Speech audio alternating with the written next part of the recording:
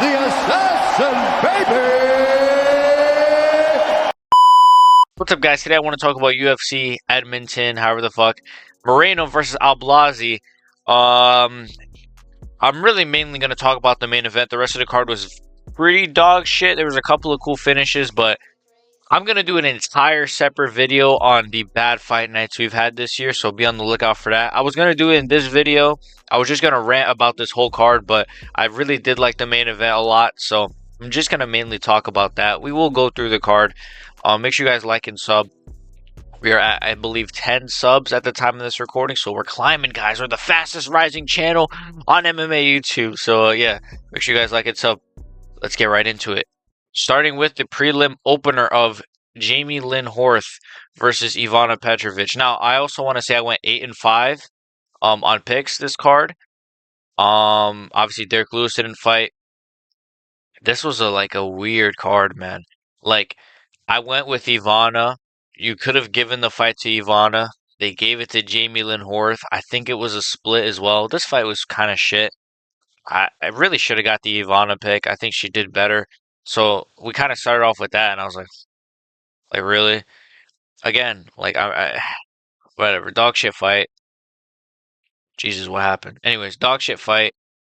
Then you go Cody Gibson. I got this pick right, which was good. This was a good fight, solid fight. And Helliger is a very, very tough guy.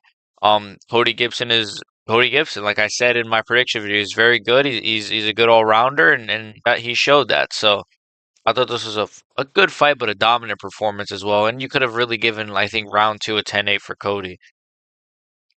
Again, another bullshit decision. Garrett Armfield versus this guy.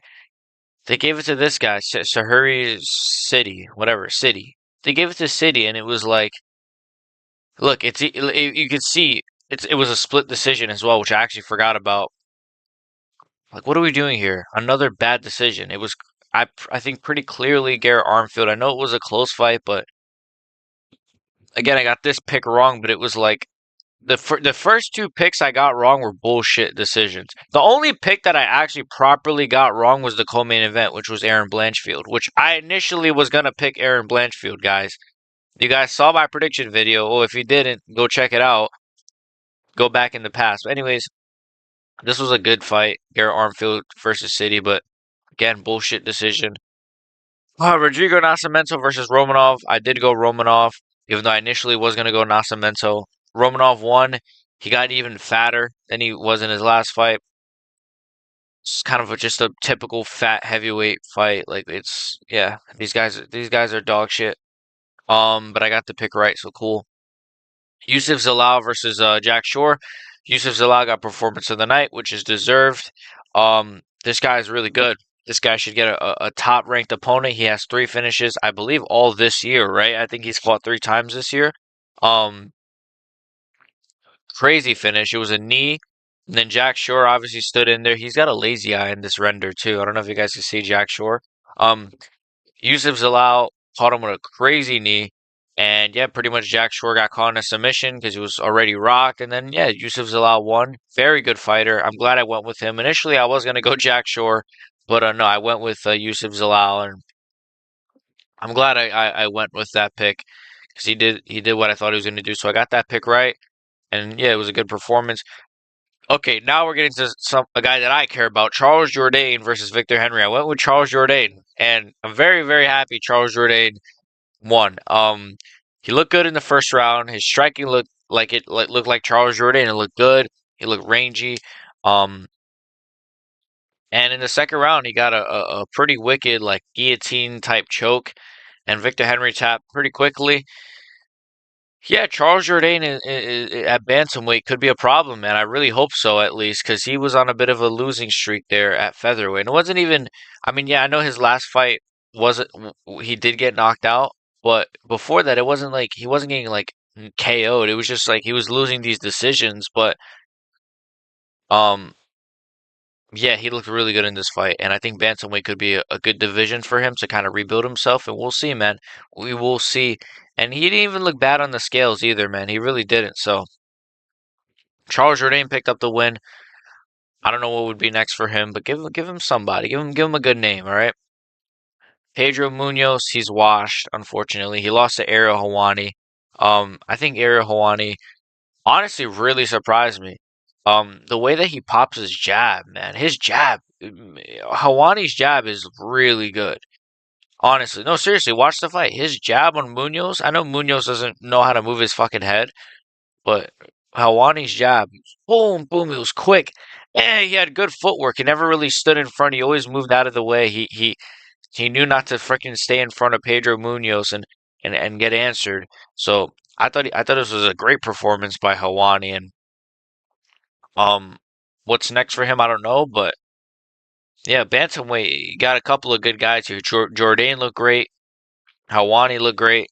Hey man, some good names here at bantamweight. Honestly, bantamweight has always kind of been that. People have always said, "Well, lightweight's the best division." Hey man, bantamweight's low key the best division in the UFC right now. Um, as for what's next for Pedro Munoz, retirement, buddy. He's kind of washed. I can't lie. So that was the prelims. It was fine. It was solid. Mike Mallet versus Trevin Giles, dog shit fight. Mike Mallet, I got this pick right, but it was a dog shit fight. Trevin Giles doesn't know how to fight. And neither does really Mike Mallet, to be honest. Marc Andre Barrios got knocked out. I mean, this guy's dog shit. I should have went with Stosfus, man, because you remember my prediction. I was like, Marc Andre Barrios, he kind of sucks, and but Stoltzfus just came off of a KO as well. I'm like, but I went with Stoltzfus, and I mean, I went with Barrios. I should have went with Stoltzfus. It is what it is. Barrios dog shit. Cut him from the sport. I got that pick wrong. Ariana Da Silva. They gave Judah Vicious the decision. No, they didn't give her the decision. She got the submission, right? Yeah, she got the submission in the third round. I went with Ariane Da Silva. It almost went decision. That's why, because she literally got it like 3 minutes into the third round. Um, De Silva. I mean, I don't know. I don't know. I went with De Silva. I got that pick wrong. De Silva, if you need somebody to take you out to dinner since you're feeling a little down coming out of your loss, hey man, you could put me in an armbar any day, Ariana De Silva. Honestly. But yeah, Jasmine, she looked good, I guess. She's dog shit. They're both dog shit. Sorry, De Silva, I love you, but you suck. I got that pick wrong. This fight was dog shit too. I got the Ribeiro pick right, but this fight was just dog shit. It was a split. I mean, this fight was terrible. This was one of the worst fights I've seen in a very long time. We're gonna skip over that. Aaron Blanchfield. Hey man, Aaron Blanchfield. She kind of everybody talks about Mackenzie Dern, and everybody talks about Ariana Da Silva, but Aaron Blanch. Nah, I think she's married. Anyways, I don't really care, but Aaron Blanchfield versus Rose Namajunas. Thank God Rose Namajunas finally lost a fucking fight. Um, Rose Namajunas is dog shit. Aaron Blanchfield is also dog shit, but I guess a little less dog shit. And yeah, she won. I'm very glad she won. We kind of need some new blood at the top of flyweight.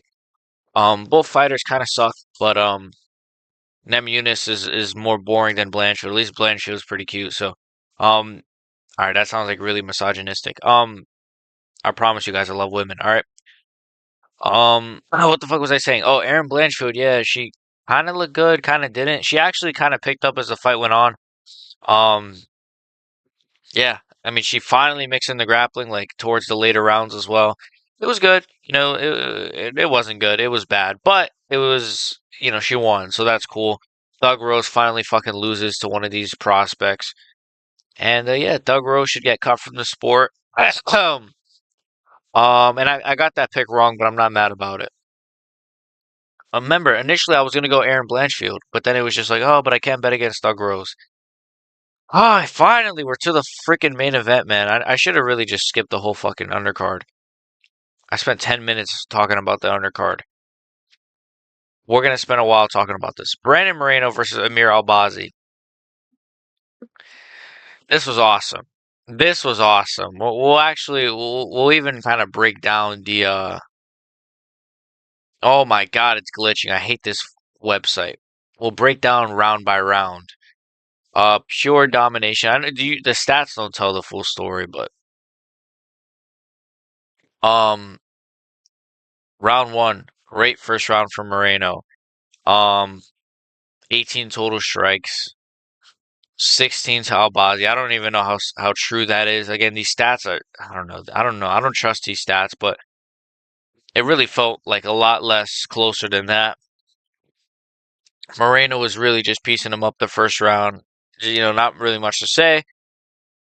Now the second round, I mean, see, this is weird because Albazi did better in the second round than the first, but the stats show that he did worse in the second round. It's very weird. These UFC stats are really off whack. Um, he did get a takedown, but I don't think he did anything with it. And honestly, the thing was, a lot of people were like, "Well, Albazi just didn't use any wrestling, dude." All of his takedowns, obviously except for one, got stuffed. Um, Moreno, look, this is what I said in my prediction. I said people really underestimate Moreno because I guess they think he's older than he is. He's like 32. He's 32. They think he's older than he is. They think he's like 35. He's not Pantoja, brother. He's 32, or he might even be younger than that. He's like either in his prime or about to touch his prime, and like any time he probably is in his prime based off this performance, 100%. He had a split with Royval, which I thought he won. I don't know if the Pantoja fight was a split, but I thought he won that fight too. And like, yeah, I think Moreno is still very high level. So, and this round showed it as well. Even though I thought Albazi did better in this round, but I guess the stats are telling me not. This round again, I mean, just Jesus, he pieced him up. There's really not much to say. Really, it was just Moreno, his hook, his jab, beautiful. He was kind of showboating a couple times. Like Albazi would throw like a two, and then Moreno would like look back. Or he was just kind of having fun in there. There was an eye poke, I believe, in like round four, and Goddard was like, "Oh, can you see me?" And Moreno was like, "Yeah, two eyes, one nose." Like he was just this guy is a little bit autistic. Round four was a bit closer, a bit better for Albazi. And kind of, I actually this was the round where I kind of felt like Moreno was taking off a little bit, and even his coaches were screaming like, "Put your foot on the gas, keep your foot on the gas." Um, and then round five was just this was a good round. This was really just another pure dominant round. I believe actually it was it round four or five that he dropped him. I guess there's no, it doesn't show any knockdowns, but I believe it was round five where he rocked him very bad, and I thought he was gonna get a finish. I think it was round five. Yes. He rocked him very bad. I thought he was gonna get a finish. He didn't get a finish. Albazi is tough. You got to give him credit. He is tough, especially coming off that surgery, especially coming off of not being active at all. His last fight was against Kai Kara France. Um, he couldn't get the grappling going. I mean, before he could even think of shooting a takedown, he's already getting pieced up with body shots. Was another good thing Moreno threw. I gotta say, dude, Brendan Moreno. This is gonna sound kind of weird, but he's the most Mexican style fighter in the UFC. I know it sounds weird, but like think about it. Like Yair Rodriguez throws a lot of kicks and funny elbows and shit, and like Rosas is a grappler. But like in terms of when you think of like a Mexican boxer, Brendan Moreno fights the most like a Mexican boxer. That's not like I hope that's not like weird to say or anything. Like it's true. He fights very much. He has a high guard. He kind of don't laugh at me, but it kind of reminded me of Canelo. The way where he would tighten his guard to sort of bait Albazi in, and then he would counter. You know what I mean? Or he had a lot of good head movement in this fight. Really, his face looked pretty clean after the fight. Relatively, I think he might have had a cut under here, but he looked relatively clean, all things considered. Um, he had an amazing hook. He had a very sneaky body shot, very sneaky liver shot. Like, dude, Moreno, he's like a mini Canelo out there, bro. I'm serious. Like, I know it's not. He has trained with Canelo, so that's not super surprising. He has a very, very, very good striking style, and like low key, he might be one of the best all rounders in the UFC. A lot of people don't consider that. Like, he submitted Davison Figueiredo. He's got great takedown defense. He obviously has good jiu-jitsu. He's got good grappling. He couldn't get submitted by Pantoja over 5 rounds when Pantoja had the back multiple times. You know what I mean? And I know Pantoja hasn't submitted his last couple of opponents, but still, like, it's very impressive by Moreno. And then his striking, I think, is low key pretty elite. Like people always talk about who's the best boxers. They say Ilia Topuria. They say even Peter Yan, who I think Peter Yan probably is the best. Um, he's probably the best, I'd say, kickboxer. In terms of a pure boxer, I'd probably go to Poria. Obviously, Holloway was kind of in the conversation. Um, but Moreno's low key like top five best boxers in the UFC. Low key, especially after this performance. If you haven't seen this fight, go watch it. If you're a fan of Brandon Moreno, I'm an OG fan of Brandon Moreno. The first time I became a fan of Brandon Moreno is when he said maybe not today, maybe not tomorrow, but I will be champion one day, I promise. I think that was after the Figueiredo fight, and then he won the belt the next fight, and that was like that's when I became a fan of his. Um, I don't. Did he win the belt the next fight, or did he have to fight someone and then he got another title shot? Anyways, you get my point, bro. Big fan of Brandon Moreno. Amir Albazi. I don't know what's next for him. He didn't necessarily look good in this fight. He didn't look like terrible. I mean, look at the total strikes, 132 for Brandon Moreno. I think he threw more than that. I don't think he threw only 132. I think he threw a lot more than that. Again, I think these stats are kind of off. Albazi apparently got one takedown, but obviously, like, he didn't do anything with it. See, like, he threw 132 total strikes and then also 132 significant strikes. I don't know. These stats are a bit wonky, but yeah, man, I thought the card was pretty shit overall. But the main event, low key, the main event kind of saved it. The main event kind of saved it. I really did love this performance from Moreno. It really, he put a stamp on, um, he put his flag down on the flyweight division and said, "Bro, I'm not going anywhere." And I love that. And I thought, the only problem with the flyweight division, though, I mean, it's a big problem. There's nobody in the division because realistically, who is his next fight going to be? Kai Kara France? He already fought him and beat him. He stopped him in like round 3 or 4. Okay, is it going to be Brandon Royval? He just had a split decision with Royval in January or February. Split decision. Why am I slurring my words so much? I've been hanging around Max Holloway too much. He already had a split decision with Royval earlier this year. Who is he going to fight? Is he going to fight the loser of Asakura versus Pantoja? Now that can make a little more sense. I can make a little more sense. Um, could he fight Steve Erceg? No, Erceg's coming off of a knockout loss. He's coming off of 2 losses. I guess you kind of have to do the Royval fight. I wish Tara beat Royval, man. I really did. Because now it's like that would have fixed a lot of problems, bro. Because now we have to really like consider Royval might have to face Pantoja again. Or Moreno might have to face Pantoja again. Or who and then they keep cutting these flyweights. They cut Mateus Nicolau. They cut Movsar Evloev, Mokaev, Mohamed Mokaev, which I hate Mokaev's fight style. I don't like him. I don't like the way he fights. But in retrospect, you low-key should have kept the guy and see how he did against a Pantoja. Low-key, I know it would have been kind of bad if he would have won the belt, but they might need to consider bringing him back, bro. Unless he was like really terrible and like, because that was apparently the reason the UFC gave was like he was terrible to staff. He was a piece of shit, basically. It wasn't his fighting style. It was just he was a bad. I get. I look. His fighting style didn't help. If the guy was knocking out people like Pereira, I doubt like they would have cut him. Even if he was a dick to staff. But yeah, man. Anyways, amazing performance by Moreno. I would say, and I tweeted. Oh my god, I can't speak today. And I tweeted this on my Big X Guts Twitter account. It's at Big X Guts, which is what the BXG stands for in BXG MMA, guys, if you didn't know that. Um, I tweeted like that's most definitely Moreno's best performance of his career. 100%. 5-0ing a guy like Amir Albazi, even though I know one judge gave it 49 for. I mean, there's always got to be one judge, but I don't even know what round you could give to Albazi. I really don't. But anyways, Moreno 5-0ing Amir Albazi. That's super impressive. Um, Moreno's still high level. He's low-key the uncrowned champion. Fuck Pantoja. I work so hard for these guys. Fuck Pantoja.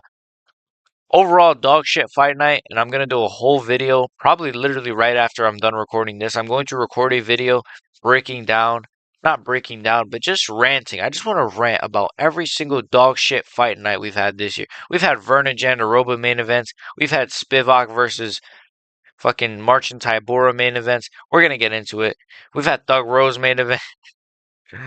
Anyways, be on the lookout for that video. Check out my other videos if you want. Check out my video I just did on Ilya Topuria, um, and who should challenge him, and who's going to be his next couple of challengers at featherweight. Who could sort of take the belt from him? Who I think can give him a lot of problems. There's going to be a couple names in there you guys might like or might not like. So make sure you guys check that video out. And I'm also dropping a big video on John Jones. So be on the lookout for that. Make sure you guys like and sub. See you guys. Oh my god. I mean, yo, hey bro, what the hell kind of zesty shit is that?